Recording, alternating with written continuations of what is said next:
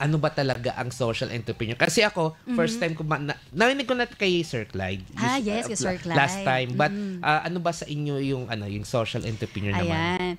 Actually, yung social entrepreneur, just like other business, nagigain din sila ng kita. Pero ang pinaka-main layunin nila is nakakasolve sila ng problema. So ano nga ba yung problema sa komunidad, sa environment natin, which is align siya yung sa tinatawag natin. Alam ko, madalas natin marinig to, yung SDG. Yung SDG? Sustainable Development Goals ng United Nations. Gumawa ang United Nations ng 17 goals. Ang dami niyan. Wow, ang dami. Yes. 17 goals na problema sa buong mundo. Yes. So, isa-isahin ba natin lahat yung 17? Hindi.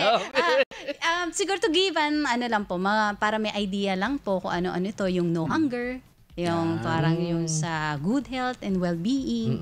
Ayan, so yung sa company ko, yung sa Bridges Autism App, yan app for parents and caregiver, yung align po kami dun sa SDG number 3, which is yung health and well-being. Kasi ang community kasi namin is yung mga autism community. So, ang target namin is yung mga parents, yung mga yaya or caregiver, or yung mga teachers na nangangalaga sa mga batang or malaki na merong autism. Bakit po sila ang napili na kumbaga target ninyo dito sa Kasi, to tell you po, ako din, sa sarili ko, I'm also the target market because I have kids on the spectrum.